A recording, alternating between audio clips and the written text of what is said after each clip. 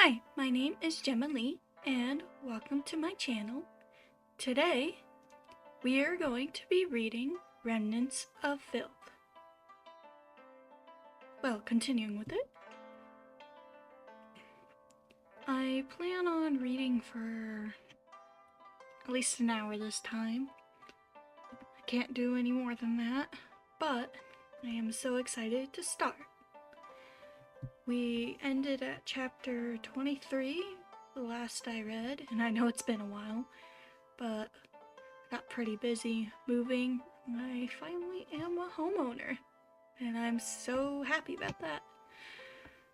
I actually really like it. I'm tired of living in apartments, especially ones that aren't really good, because there's not really any good ones, and where I live, they all seem to suck. But anyways,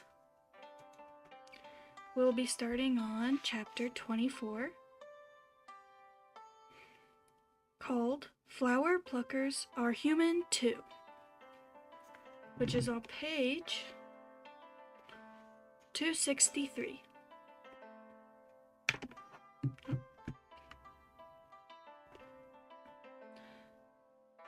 Wulong Lian raced to the palace, but the emperor met this revelation with an attitude of pure nonchalance, as he teased the two golden beasts by the brazier, listening to them sing his praises in alternate duets of His Imperial Majesty is handsome and carefree, and His Imperial Majesty is gloriously majestic.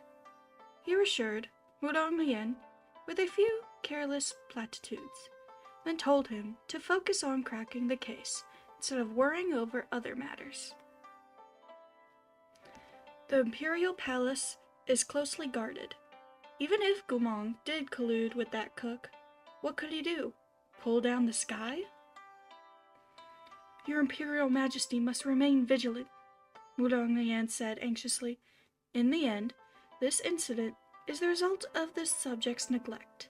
If your Imperial Majesty were to come to harm...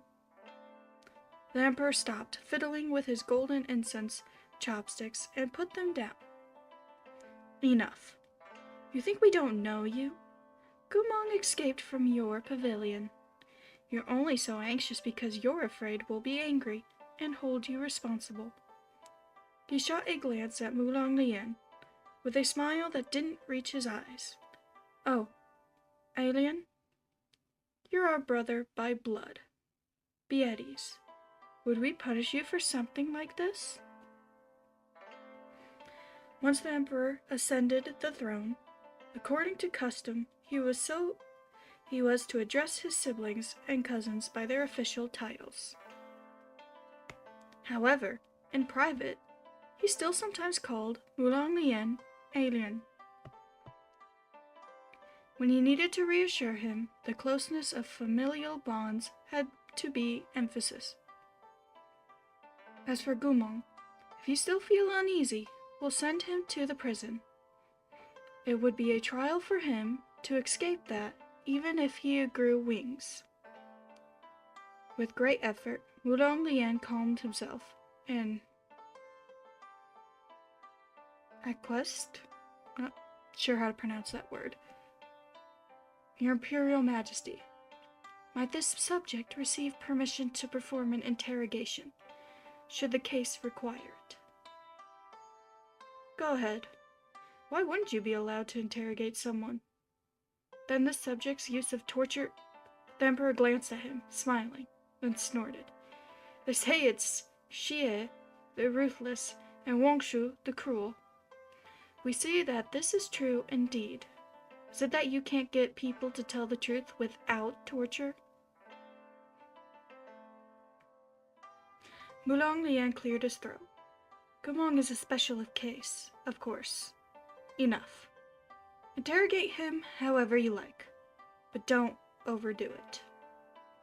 We think Xiejun retains some kind of obsession with him. We found it amusing the first time you two bickered in the hall, but we'll be annoyed by a second round. The Emperor played with the jade beads in his hand and continued lightly. Keep yourself under control.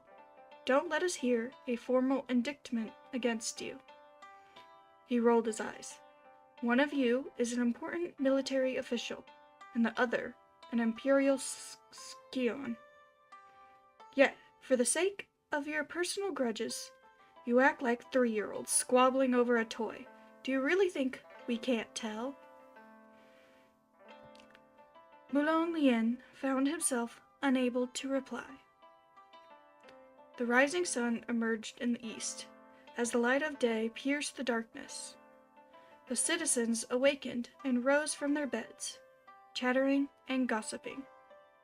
News of the murders in the Mansion of Beauties the previous night was immediately leaked and swiftly spread across the imperial capital until it became the hottest topic of conversation for all the capital citizens. Somehow everyone, from the old and gray to children and youths, had a pithy comment to share. Almost everyone in the brothel was killed overnight. How tragic. Good heavens. Has the killer been caught? He's long since escaped.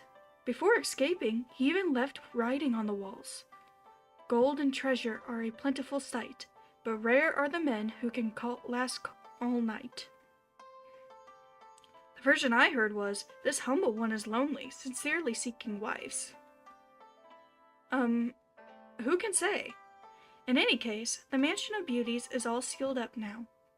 No one can go in other than the officials investigating the case. But in my opinion, no matter if it was gold and treasure are a plentiful sight, or this humble one is lonely, it sounds like a case of seizing women rather than riches. Could it be a flower-plucking rapist with a penchant for murder? The more the story spread, the more ludicrous it became, and in the end, a certain storyteller came up with this tale. There was so much unclean chi at the Mansion of Beauties that it attracted a lecherous, vengeful ghost. On a dark and moonless night, he stole into the mansion and killed the men before defiling them, then defiled the women before killing them. That vengeful ghost was unnaturally virile. He defiled and killed more than 70 people in the Mansion of Beauties before the sun rose, and so, indiscriminately, that even claimed elderly official YUWU. The tea-drinking customers were wide-eyed and speechless. Isn't that kind of insane? One of the customers couldn't hold back and burst into raucous laughter. "Young Yu Gongzai, what's brought this on?" Haha! The one who had doubled over with laughter was Yu Chengqing, who was so idle that he had nothing better to do than collect rumors. He chuckled. "I've heard so many versions, but yours is definitely the funniest. Defiling and killing more than 70 people in one night? Bro, I'm afraid that rapist isn't virile. He's a 2-pump chump." Okay. This shattered the atmosphere of terror. Everyone laughed and shook their heads. Even the maidens covered their mouths and giggled in secret. The storyteller was terribly embarrassed, but when he realized his heckler was the young master of the YUWU clan, he couldn't exactly chase him away in a huff. He could only smile along and say, yes, Yu Gongzai is right. And so, the tale of viral rapist mounts 70 in one night was revised by the singular Yu Chengqing, and 2-pump flower plucker kills brothel goers in furious rampage. Nice title. Probably the only people in the city who weren't in the mood to listen to this chatter were the friends and families of the murdered clients. The harried imperial guards, everyone at Shenong Terrace, and the 2 noble masters Xie and Wangshu. Within Wangshu Manor, an attendant spoke with their head lowered. "My lord, the servant you wanted from Danmei Pavilion is here." Wulong Nian had just smoked 2 pipes worth of ephemera. He was in a good mood indeed.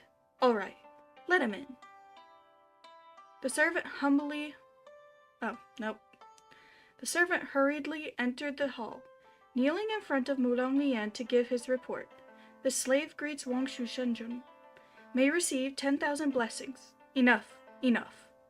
Save your breath. You shared a room with that escaped cook, correct? Yes. Come, tell me about him. What kind of person is he? He was brought to Danmei Pavilion 5 years ago, the servant replied. Doesn't like to talk much, but bit of a creep, often alone. Did anything happen that might have made him develop a grudge against brothel girls? Mulong Lian asked. Nothing like that. Not exactly, the servant responded. But I heard he was a lecher in the Lao Kingdom, who always wanted to take pretty girls for himself. Apparently, he even slept with his sworn brother's wife. Mulong Lian sighed. So he's a pervert. He thought to himself that the rumors spreading among the people might not be too far off. The cook might indeed be a lecherous rapist with some kind of insane craving. Why else would he keep those 5 women by his side? What about him and Gumong? Mulong asked. Did they interact? I don't think they were ever close. Mulong Lian murmured under his breath, then said, I understand. You may withdraw. After the servant left, Mulong Lian spoke to the attendant. Bring me my silver fox fur coat, the warmest one. I'm going to this prison to interrogate Gumong. If Mulong Lian was focusing on interrogation, then Moshi was thoroughly intent on investigation. He was analyzing every detail of the crime. This Mansion of Beauty's case was seriously bizarre. If the culprit was a vengeful ghost, how had it written anything? If they were a living person, why had they bothered digging out their victims' hearts? Moshi ordered Shenong Terrace to continue examining the wounds on the dead in hopes of finding more clues. After examining each corpse one by one, the healers discovered traces of concealed sword-inflicted injuries. But those marks were quite peculiar as well, which only made the entire case all the more confusing. What's strange about the wounds? The healer hesitated before replying. The water-parting sword. Moshi immediately looked up. Moshi immediately looked up. The water-parting sword? Leeching Chun? Exactly so. How could it be? Moshi murmured.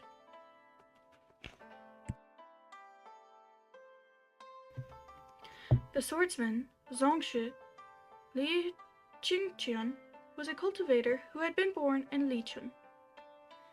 He had been poor in coin and kind of heart. He had roamed the lands for more than a decade, exercising and defeating countless demons, but had also been helplessly naive. Oftentimes, he'd been the one risking his life to stave off calamity, but ill-intentioned cultivators had always ended up stealing his glory. Thus, even after 10 years of hard work, he'd labored in obscurity. Until a year he fought the Battle of Maiden's Lament Mountain. Maiden's Lament Mountain was in the Lao Kingdom's territory.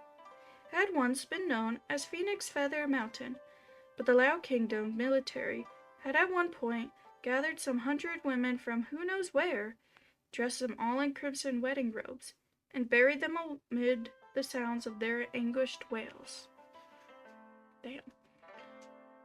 The explanation given by the Lao Kingdom, guoshi, had been, the stars say that this mountain god requires sacrifice.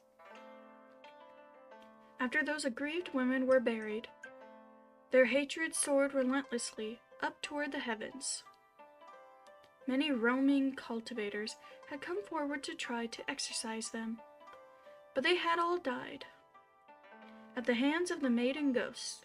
Therefore, the terrified local villagers below Phoenix Feather Mountain had renamed it Maiden's Lament Mountain. The mountain bride, all night she cried, for she hates her helpless fate, Second, hates her ill-starred face. Third, their parting does she hate, a lost love left too late. Garbed in scarlet, crowned in gold, once she laughs, face warped by hate. Twice she laughs, blood streaks her face. Thrice she laughs, and with that last, forever seals your fate. These verses told the corpse of countless beauties who had been buried alive on the mountain. Any crossing had to be completed within a single day when young energy was at its peak, and the party could include no women, children, sick, or elderly. To do anything else would agitate the hundreds of vengeful ghosts upon the mountain. With the sound of 3 laughs, the ghosts would appear behind their victims, and all the travelers would perish on the mountainside. After Li Qian heard of this, he went to Maiden's Lament Mountain to suppress the ghost. At the time, even though he had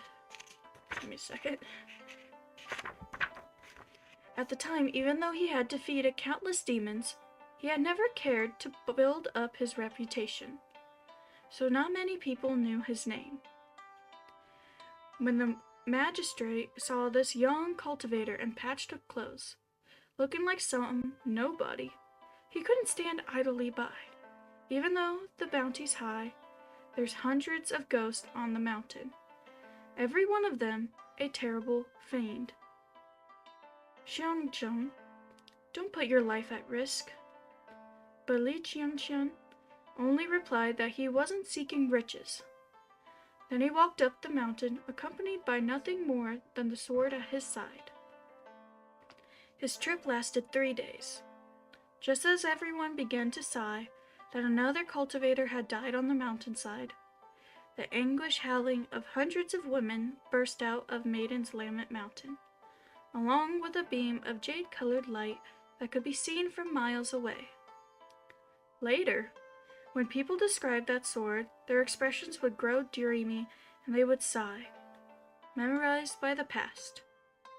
The water-parting sword forms, they would say, can reach as far as the eye can see, even piercing the 9 heavens. All that glitters is not gold, but true gold always shines. Li Qianqian had been buried in obscurity for many years, but this battle finally brought him fame. To this day, countless storytellers still passionately recounted his austere strength of character. Those jade-green robes fluttering in the wind, a sword in one hand and a soul lantern in the other as he floated down from the mountain path. What's more, Li Qianqian had sealed hundreds of vengeful ghosts' souls during this battle. These souls couldn't have been better suited for refining weapons. Any artificer would pay such a high price for them that Li Qianqian would never have to worry about food or clothing for the rest of his life. But Yi Qianqian didn't have the heart to sell them. Every one of them is a maiden from a pitiful family, buried alive as a sacrifice to the mountain at such a young age, and made into a vengeful ghost to do harm. This was not their intent. It would be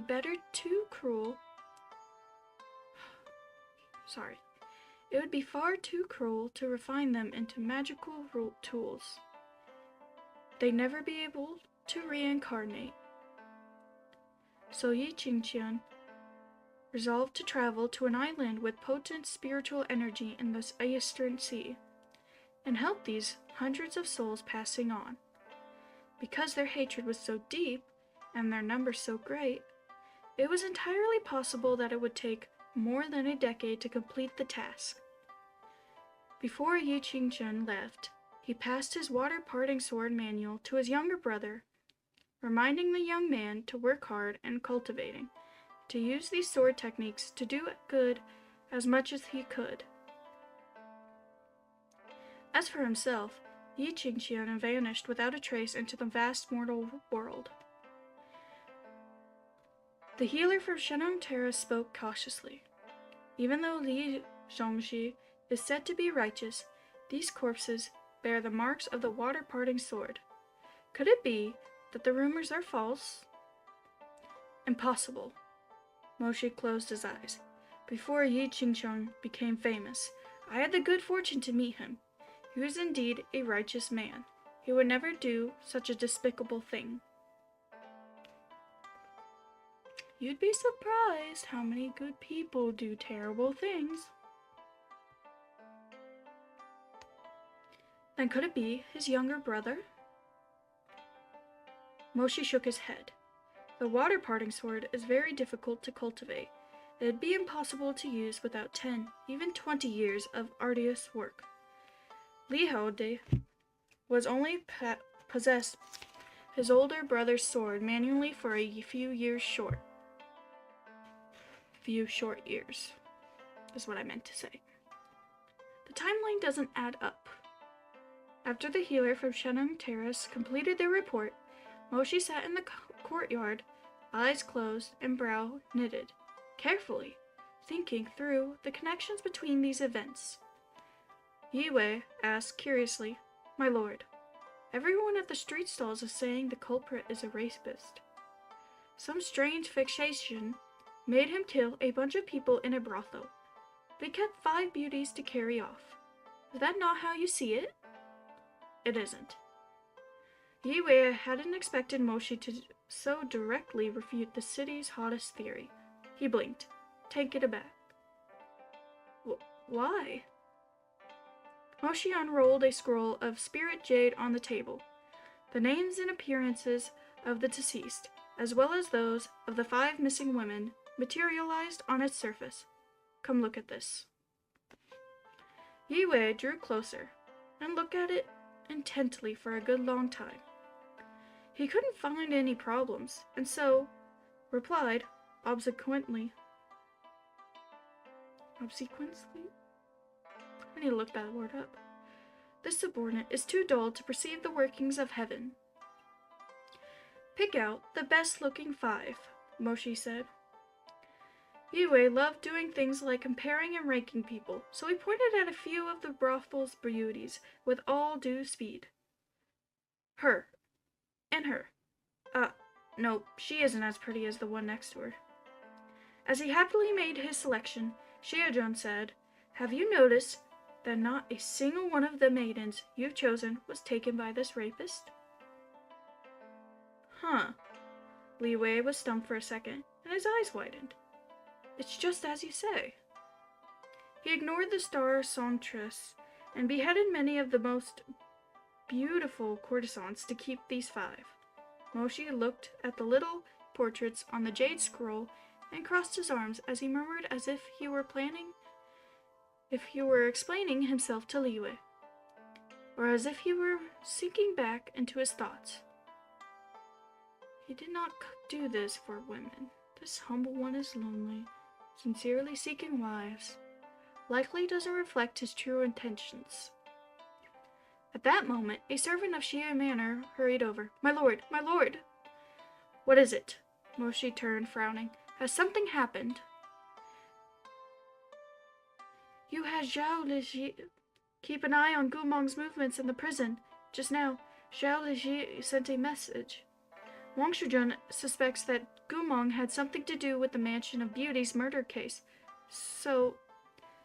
Moshi's expression instantly shifted. So he went to interrogate Gumong alone in the Chamber of Ice. That room has no windows, so Zhao Liji had no idea what was happening within. And he didn't dare alert you without reason, so he waited until Wang Shujun came out. But then he saw... Gumong was already... He pathetically swallowed, mustering the courage to continue. But Moshi didn't wait for him to finish. He had already thrown down the jade scrolls and rushed straight for the prison without a backward glance. That's the end of chapter 24. Page 274. The next chapter is Chapter 25. I Want a Home.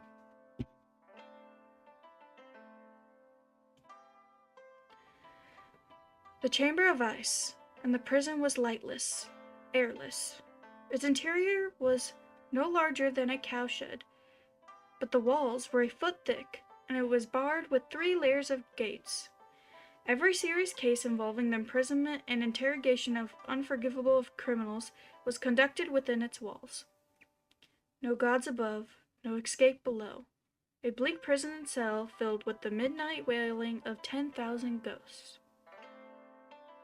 Who knew how many prisoners had died upon the bone-chilling stone bed in the chamber of ice, and how many years' worth of congelated blood had seeped into the cracks of the heavy, ice-rimmed bricks. Treat him quickly. Stop the bleeding. It is Imperial Majesty's command that this person does not die.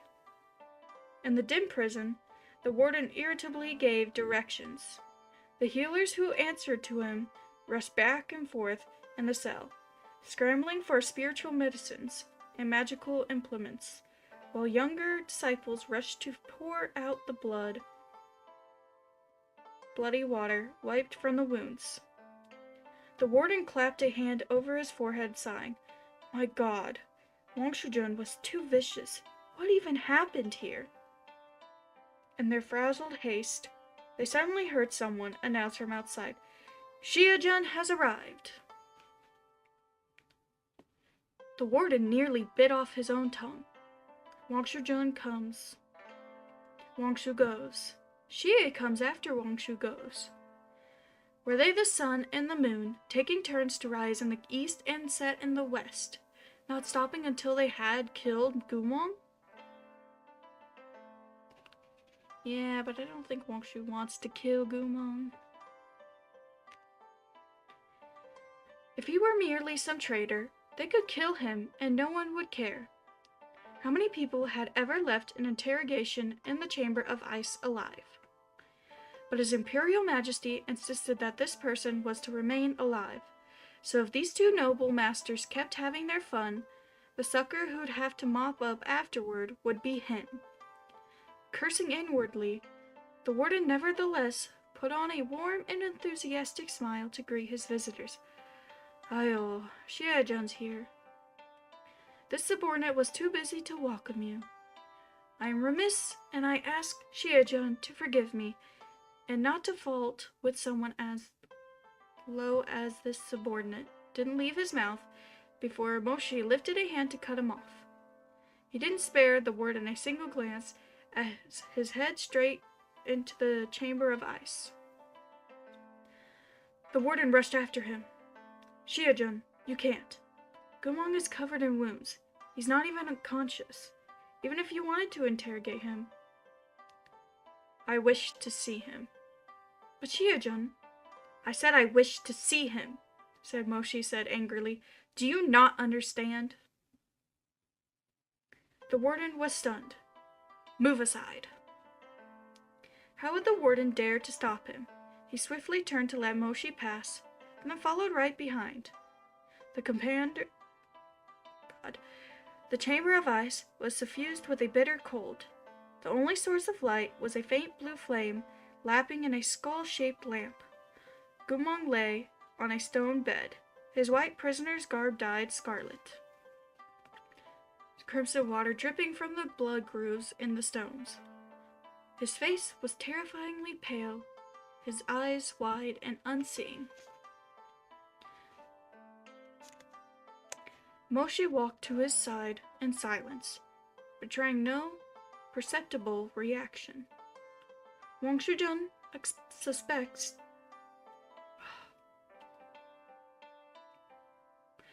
Trying that again. Wang Shujun suspected that he had something to do with the mansion of beauty murdered. The warden cautiously explained. So he used the draw of confession on Guwang and tried the soul recording spell to dig memories from his head, but nothing worked. Moshi made no sound. He gazed at the body on the stone bed. The surrounding healers were hurriedly treating the curse wounds on his body, but Guwang's injuries were numerous and deep. As it stood, they couldn't even slow the bleeding. "See, Shia-jun?" the warden grimaced. "As I said, he's close to death. Even if you wanted to interrogate him right now, he wouldn't be able to answer a single question. Earlier, Wang Shijun used all sorts of methods and still left infuriated, so he likely didn't succeed either. Why don't you return another day?" "Get out." The warden blinked. "Get out." The warden scrambled towards the door, his face contorted. He watched Moshi drive off the healers one after another, and it took all his courage to shout at Moshi's retreating back, "Shia-jun, His Imperial Majesty wants Gumong alive. Remember to have some mercy." Shia-jun had already lowered all 3 gates with a wave of his hand. The warden suppressed the urge to weep as he gave instructions to his disciples. Go get the divine tincture of life. I keep the bottom of that one chest. Once Shia-jun comes out, I suspect only divine tincture of life will keep that traitor alive." The room was now empty save for 2. This narrow sealed world was just as the folk song said. No gods above, no escape below. The walls were a foot thick, separating those within from the rest of the world, leaving only Gumong and Moshi. Moshi walked to the side of the bed, lowering his lashes to look at Gumong's face. After a few moments of stillness, he abruptly reached out and lifted him to sitting. Gumong. Moshi's mouth opened and closed. His face was still as stagnant water, but his hands were trembling. "You better wake up." Gumong's only response was to stare from those unfocused eyes. Both the draw of confession and the soul recording spell devastated their target's mind. It wasn't so bad if they obediently confessed, but if they happened to resist, they would feel as if their organs were burning and their innards were tearing apart. Many strong, unyielding individuals might withstand beating and torture, but these 2 truth-compelling techniques would still drive them crazy. Furthermore, Moshi knew that the Lao Kingdom often cast forbidden secret-keeping spells on the bodies of their soldiers and generals to keep military secrets from being divulged. If such forbidden Lao techniques had clashed with Wulong Nian's soul recording spell, they would doubtless result in double the agony. Moshi swallowed thickly. This was the first time he had seen what an interrogation did to Gumong with his own eyes. It hurt. It hurt so much. Gumong had betrayed him, had to try to kill him. His hands were stained with blood, and his crimes would never be pardoned.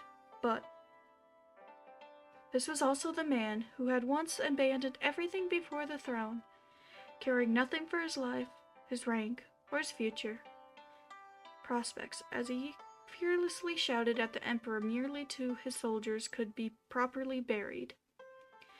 This was also the man who had once kept Moshi's company by a bonfire, roasting meat and chatting with him, smiling at and teasing him, as Moshi sat wordlessly by his side. This was also the man who had once, in bed, murmured to Moshi that he loved him. That spirited, valiant war god's body had seemed as if it would never cool. The youthful, brilliant young man had seemed as if he would blaze passionately all his life. Yet all that remained was the scarred and ruined ruin in front of Moshi's eyes.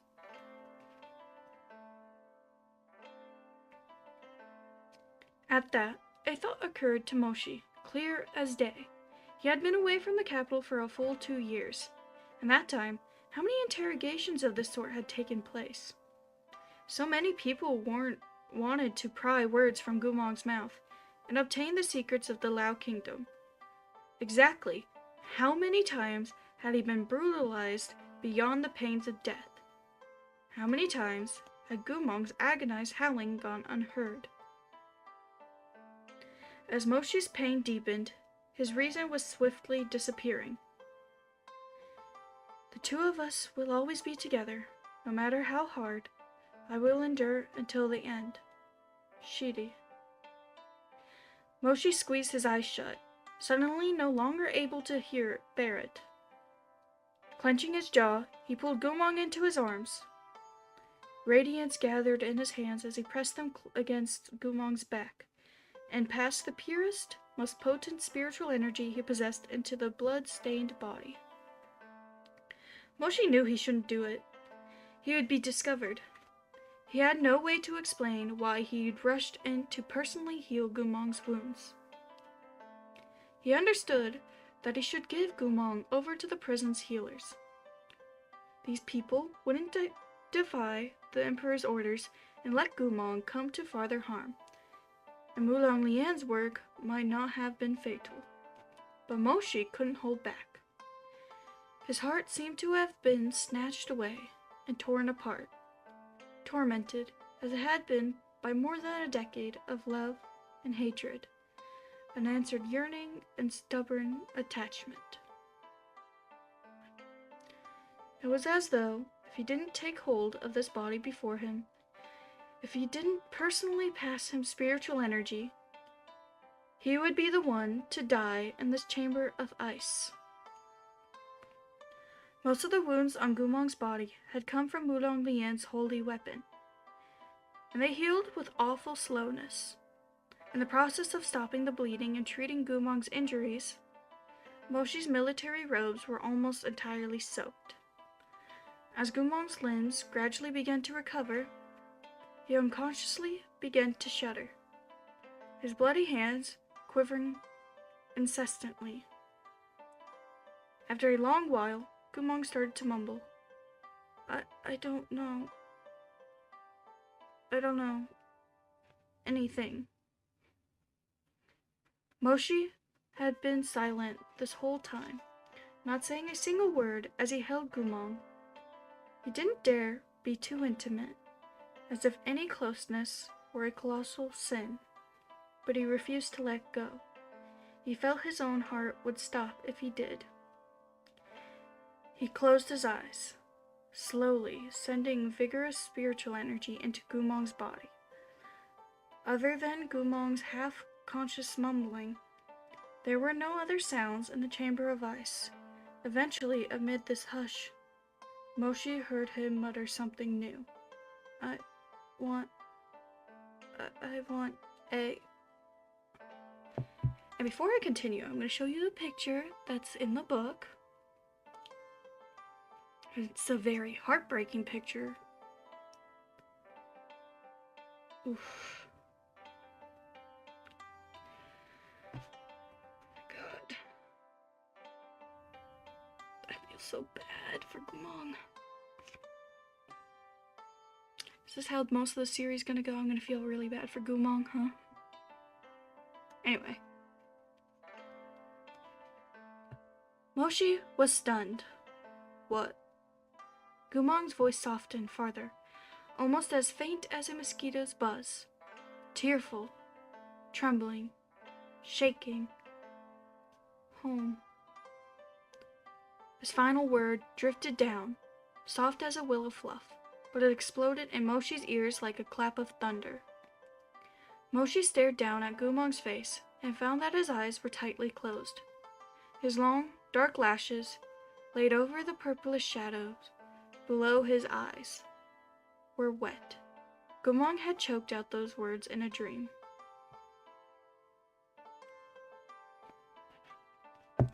Many years ago, Moshi had once kissed Gumong's fingers in the throes of love and desire and said earnestly, I've been named Shiojun by the Emperor. In the future, I'll never need to bow to my uncle's whims again. No one can make me do anything. No one can stop me from doing anything. I will achieve everything that I promised you. Wait for me. I mean it. Before this moment, Moshi had never dared to speak of meaning it, or the future, to Gumong. because Gumong had always looked as if he didn't care, and like he didn't believe him. But on that day, Moshi became Shiejun. He was no longer merely the young Mo Gongzai under the thumb of his uncle. He finally had the courage to promise a future to his beloved, as if he'd saved up long enough to afford a presentable treasure, and was carefully and cautiously offering it to the one he loved, with wholehearted delight and hopes it would be accepted. Moshi wanted to carve out his entire heart. He wanted to swear all the oaths in the world just for a word of acknowledgement from Gumong. Moshi had said so many things that day in their bed. Gumong had smiled as he patted Moshi's hair and let Moshi fuck him relentlessly, unstoppably. He seemed to listen to and understand everything. Yet he also seemed to find his little Shidi merely adorable. A little dummy. No matter how fierce Moshi became, no matter if he was or wasn't Shiejun, his Guomongege would cherish and indulge him for a lifetime. What do you like? What do you want? Moshi asked. Gumong didn't say anything, didn't ask for anything. In the end, after the point, Moshi couldn't count how many times he'd come inside Gumong. After he'd fucked Gumong into tearful delirium, Gumong spoke. Whether because his final thoughts, whether because his thoughts were scattered or because he was completely spent, Gumong tilted his head back to gaze at the inky swirls of the hue-patterned canopy and mumbled, I want a home. Moshi was stunned. He suspected he would never in his life forget Gumong's expression when he said these words. Gumong had always been such a smiling, carefree man, but when he said this, he didn't dare to look at Moshi in the eye. He was such a confident person, but in that moment, only hesitant and fear remained. It was as if Gumong was begging for something unspeakably precious, pleading for a fantasy he could never hope to attain.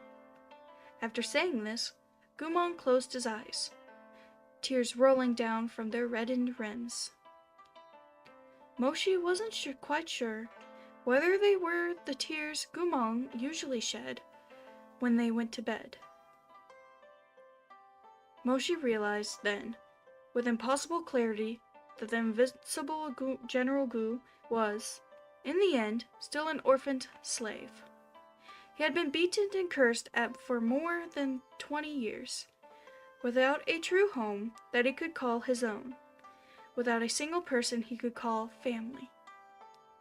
Moshi felt a painful pressure in his heart, an unbearable ache. He leaned down, pressing his lips to Gumong's wet and trembling mouth. In the spaces between their gasping breaths, he stroked Gumong's hair and whispered, "Okay, I'll give it to you. I will give it to you. I will give you a home. This is the first time you have asked me for anything. Even if it's a joke, even if it's nonsense, I'll take it seriously. I know your life been horribly hard.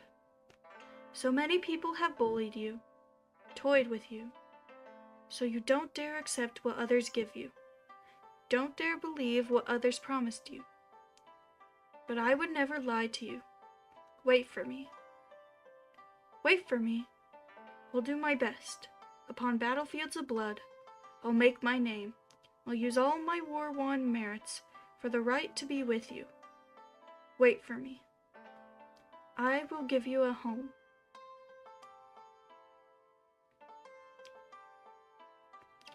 Moshi's past self had fervently, naively made this promise in his heart. It won't take too many years.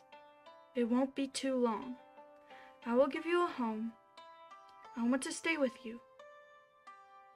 Always. Heartsore, the young Moshi had stroked his Gumong Gaiga's face, begging him with such imploring need. Gumong, wait a little longer for me. Won't you? And that's the end of chapter 25.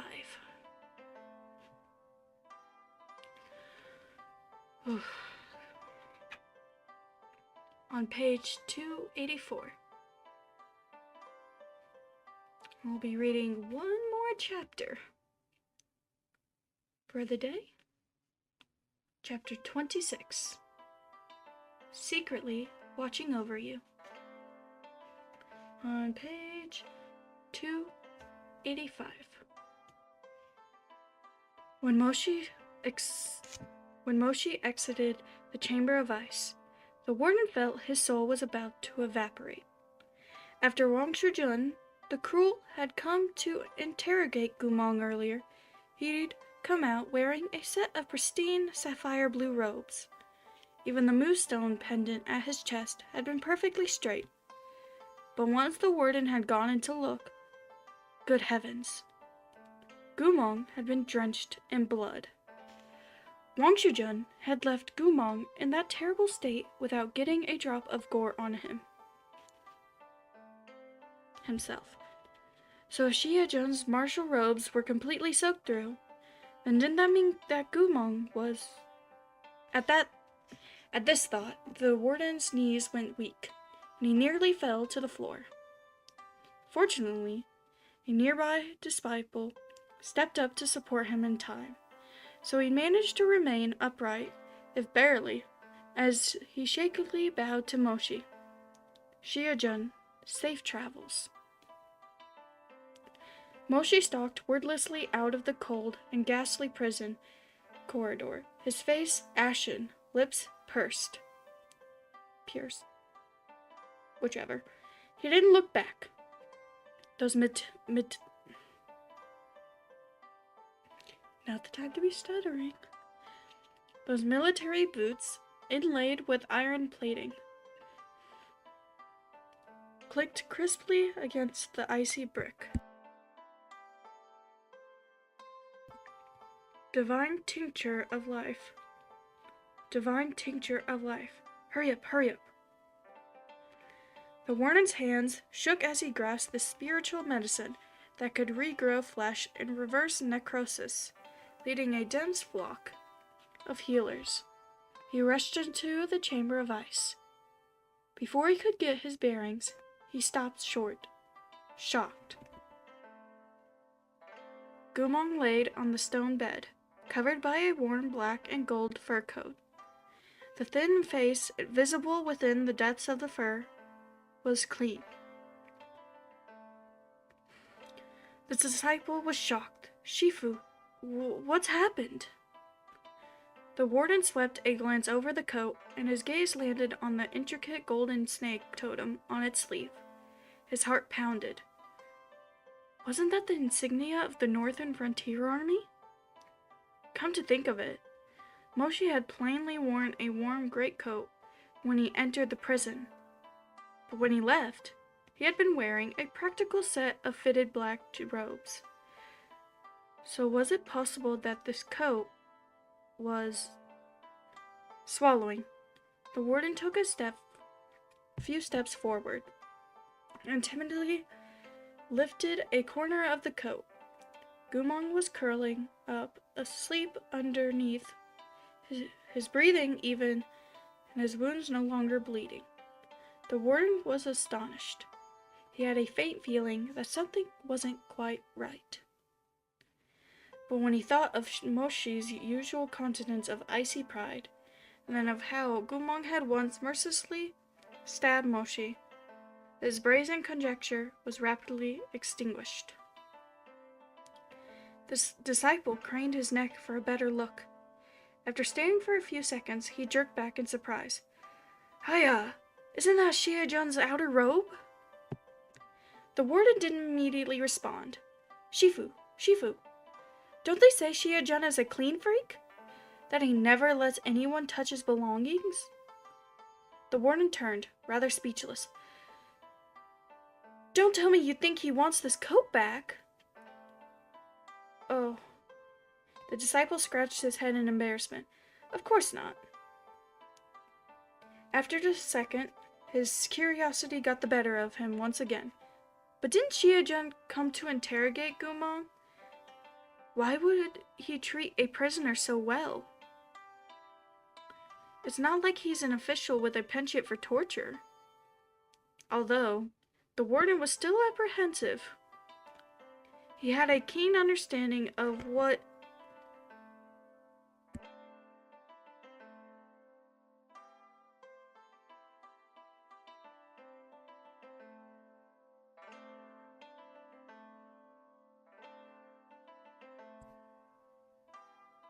Sorry about that.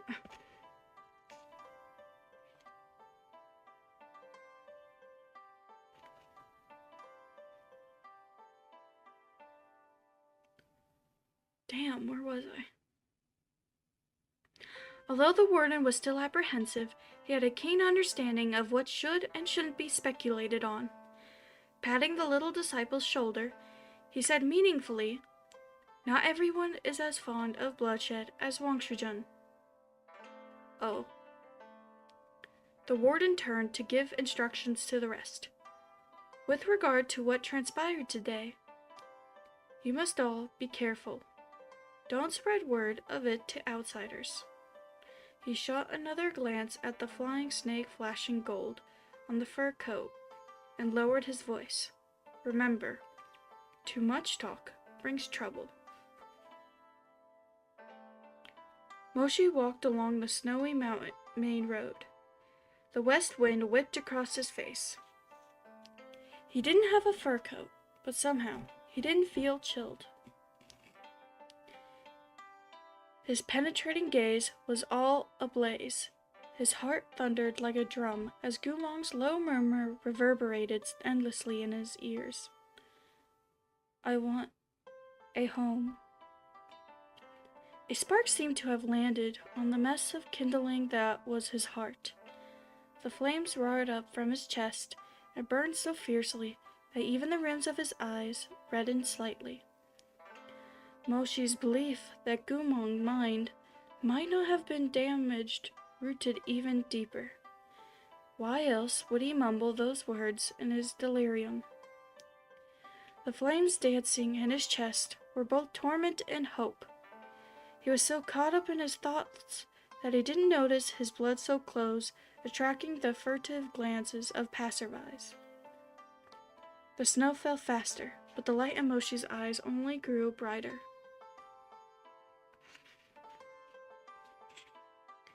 He decided that no matter what, once this case concluded, he had to wrest Gumong from Wulong Lian.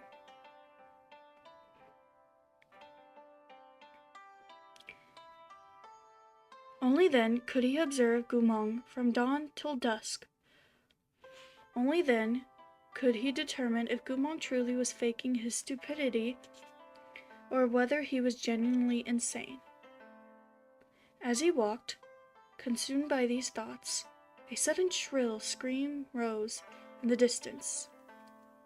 Moshi stopped and looked up, searching for the source of the sound. The capital was in a state of high alert, so he hastened in the direction of the scream. It was a tavern. The chairs and tables were splintered and broken, and a good number of the wine jugs piled in the corner were smashed. Aged pear-blossom white wine seeped into the floor, and the sharp scent of alcohol pervaded the room. The customers were pushing and shoving one another to run out. Only a few cultivators who happened to be drinking there were still on the premise. They were in a private room on the second floor, and their number included Yu Qingqing. Yu Qingqing had a hand pressed over a still bleeding wound on his arm. He was cursing furiously. This was a true rarity. He had a good temper, and he wasn't easily angered.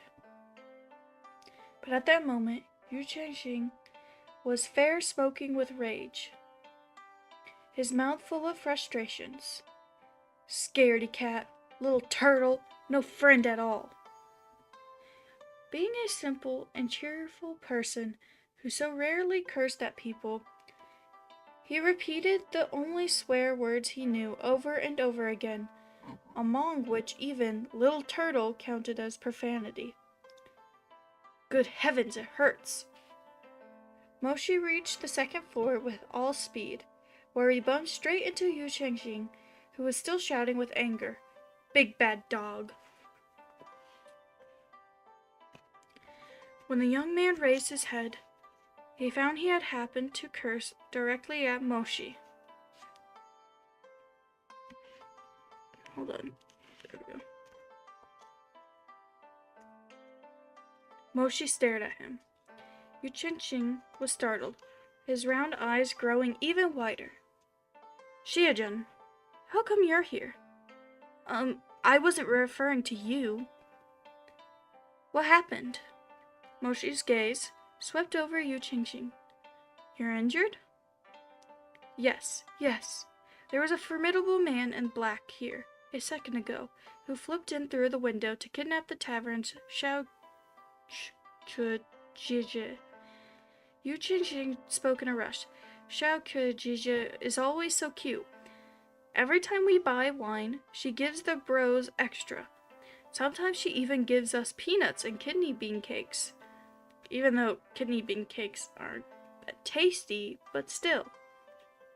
Get to the point. Oh right, the point. Yu Chengxing molded over, still steaming mad.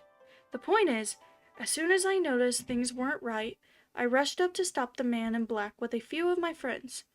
But that ruffian used some kind of strange demonic techniques.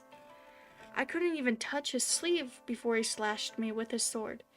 Some friends I've got, as soon as they saw me injured, they all ran off. Can you believe it? They're all little turtles.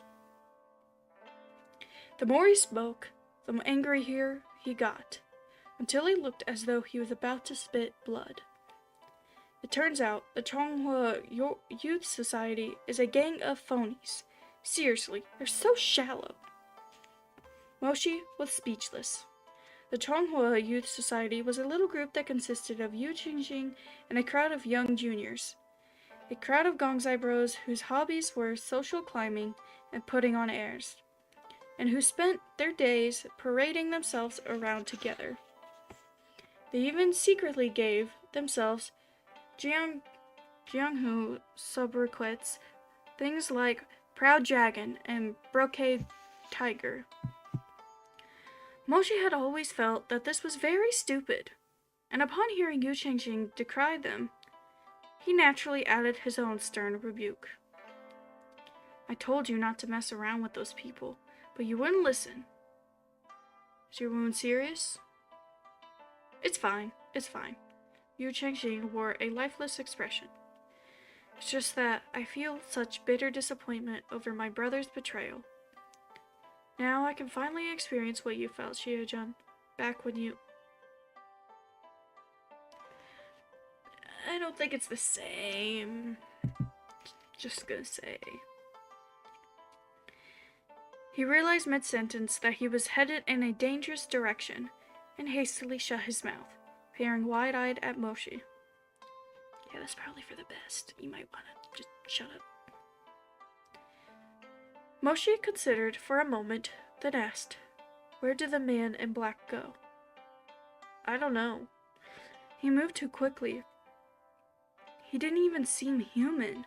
There was just a whoosh, and even his shadow had disappeared. Oh, my poor Xiao Ke.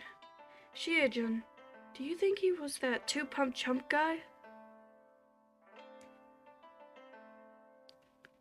I'll learn how to say that girl's name. Moshi frowned. What? Only then did Yu Chengxing realize that given how busy Moshi had been, he definitely hadn't heard that particular storyteller's embellished version of the brothel murder case. I meant that Mansion of Beauty's murderer. He explained, Let me take a look at your wound. Feeling sorry for himself, Yu Changxing showed him. Moshi examined Yu Changxing's injury, his sharp brows furrowing deeper. It's the water-parting sword. Yu Changxing started. The water-parting sword Zongshi Li Shengxian? He asked in astonishment. Moshi shook his head, neither confirming or denying. All he said was, "Go home for now. The capital has been especially chaotic recently. Unless you have an urgent matter to attend to, don't go running outside. My dad went to Ronglu Mountain to cultivate in seclusion, and my fourth uncle is so aloof he ignores me completely. I can't stay in that manner alone." "Then go to your brothers." Yu Changxing hesitated, then mumbled, "He's not my brother." Yu Changxing had been influenced by the Yu clan since he was young, so his impression of Jiang Yeshu wasn't particularly good. He thought of him as a good-for-nothing who'd brought shame to the Yu clan. But he couldn't say as much in front of Moshi, so he was compelled to change the subject. "Right, Xie-jun, where did you come from? Why are your clothes all bloody?" Moshi looked down. After a long while, he said, "I dealt with someone." "Dealt with someone?" Judging by those red silk robes, Xie-jun might have beaten that person to death. "No more questions," Moshi said. "Can you draw a portrait of the girl who was taken, the Miss Xiaochui?" "Yes, let me give it a try." Yu Changxing asked the tavern's proprietress for paper and a brush. At once, a youthful girl's features appeared in vivid detail on the paper. Moshi watched from the side, but even up until the last brushstroke, he couldn't identify what was special about this maiden. Just as he was planning to ask the proprietress about her background, Yu Changxing seized the brush he had set down. "Wait a minute. Something's missing." He hastily added a mole at the end of Xiaochui's eyes. Only then did he pronounce himself satisfied. "Right. Now it's perfect." Moshi widened his eyes slightly. "She has an eye mole too?" "Huh? What do you mean, two? Who else has one?" "Of the 5 escorts taken from Mansion of Beauty," said Moshi, "one of them had a similar mole." As he explained to Yu Changxing, a thought occurred to him as far as the rapist was concerned. This eye mole might be an extremely important attribute. It might have even brought that prostitute's survival. He was still considering this when he heard Yu Changxing speak up hesitantly once more. "Actually, Xie-jun, there's something else I wanted to tell you." "Speak." "Well, I might be mistaken, but when I was crossing blows with that man in black, I couldn't see his face, but I kept feeling that he had a certain odor, something I'm not very familiar with." "What odor?" Moshi asked. "Where did you smell it before?" "It's not quite an odor, it's more of a type of, I don't know how to describe it. A type of aura? I felt like I experienced it somewhere before, but I was fighting too intently, and he left too quickly, so I didn't have time to be carefully analyze it before he disappeared." Yu Changxing sighed. "Xie-jun, do you think he really is that Mansion of Beauty's murderer?" "I can't be sure." Moshi thought about it farther and said, "How about this? Yu Changxing, go to Shenong Terrace to get your wounds treated. Then stop by the Bureau of Public Safety and pass on a message." "What message?" "If my guess is correct, that rapist is looking for a woman with certain characteristics," Moshi said, studying the Xiaochui's portrait. "The eye mole ought to be one of them. Have the Bureau of Public Safety inform the city and ask maidens who share those characteristics to go to the Bureau of Temporary Protection. Oh, okay. Yu Chengxing agreed. He was about to leave when he thought of something and turned on his heel. Right. Xiejun, I heard Mulong Dage received His Imperial Majesty's authorization to interrogate Gumong whenever he wanted. Did you know about this? It seemed like Gumong is still useful to you, Xiejun. But if Mulong Dage goes to interrogate him, I'm afraid he'll interrogate him half to death. Do you want to? It's of no consequence. Moshi shook his head unconsciously, caressing a black silver thumb ring as his eyes slowly darkened. When he had retreated to Gumong's wounds just now, he had planted a tracking talisman exclusive to the Mo clan within his body. So long as it was active, whenever anything unusual happened to Gumong, the silver ring would heat up and tell Moshi where Gumong was, as well as his condition. He very truly had no wish to see Gumong in the aftermath of such torture again. I've already made up my preparations. Whatever Mudong Mien does next, I'll know about it. You needn't worry. After leaving Yu Chengxing, Moshi returned to his manor, where he again took out the jade scroll with the likeness of those 5 prostitutes. He placed Xiaochui's portrait next to the songstress with an eye mole and stared at the other 4 faces. None of the other 4 had any noteworthy features. There were no way to discern further detail from these paintings. But that didn't remain the case for long. As the number of missing women in the city steadily increased, Xie Manor received more and more portraits. Once they were sorted and their similarities became apparent, for example, their lips had the same shape, or their nose were identical. Based on these patterns, Moshi had the Imperial Guards invite every woman with these attributes to the Bureau of Public Safety Protection.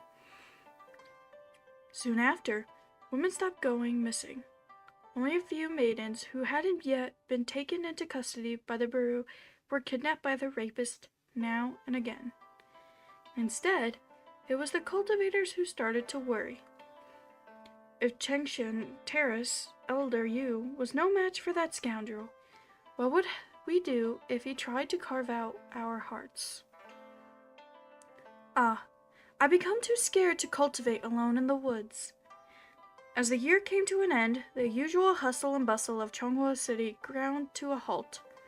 People went out only in groups and rushed back home before night fell, and the Yu clan's barrier talismans sold faster than ever. Many of those who failed to snag a talisman in the time refused to sleep apart from their weapons. As for those who couldn't afford the talismans, they could only cry and shout and beg at the gates of Yu Manor for mercy, to let them buy on credit and pay them back later. Yu Chengxing wasn't entitled to make decisions regarding such things. His father was away, so his paternal uncle, who came out to fiercely shoot off all the penniless little cultivators. The hell is all this? He cursed at them. Who do you think you are, behaving like this before an elite cultivator's manor? Yu Manor's talismans are unbreakable. They're worth what we charge and no less. Can't afford it? Go borrow money from your brothers and friends. The storytellers were too often afraid to tell stories anymore. Besides, the situation was getting worse and worse, so who would dare come to listen and laugh? The red paste paper outside YUWU tea house that said, "Enraged brothel guest kills 70," gradually disintegrated in the wind and snow. Rainwater soaked into the brushstrokes, rendering the words forever illegible. Then one night, it stopped snowing. The capital was an expanse of pure moonlight. I said that weird. Moshi sat in Shia Manor's courtyard, reading the intelligence reports that had accumulated in the past few days as he unconsciously spun and caressed the silver, soaring snake ring on his thumb. He had often found himself doing this of late. The tracking ring felt like a secret, selfish tie linking him to Gumo, and he was only at ease when it was safe. However, on that silent night, just as he was about to roll up a scroll and retire, the ring burned with searing heat. Moshi immediately looked down to see the snake insignia on the ring begin to twist and turn, slowly transforming into an arrow that pointed toward the southwest of the capital. The silver snake's body began to change color, flickering and gleaming until every one of its scales finally flashed in jade green. The scales turning green meant the one being tracked had been drugged. This wasn't unexpected. Mulong Lian often gave the prisoners he interrogated a variety of illusion-inducing medicines. The issue lay in the direction. The prison was not in the southwest of the capital. Rather, that was where the resting place of Chonghua's heroes lay, Warrior Soul Mountain. Why would Gumon be taken from the prison and be sent toward Warrior Soul Mountain? Practically simultaneously to this thought, Moshi saw golden light burst from every guard barrier in the capital as the warning bell in the imperial city rang out. Clang, clang, clang. One chime after another, 13 in total before it stilled. A dangerous criminal had broken out of prison. Gumon had escaped? And that's the end of chapter 26 on page 296. I hope you guys enjoyed the reading today.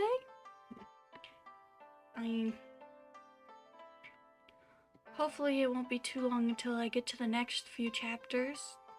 Like, it's almost been half a year, right? But I hope you guys have a great day. And I'll see you next time. Bye.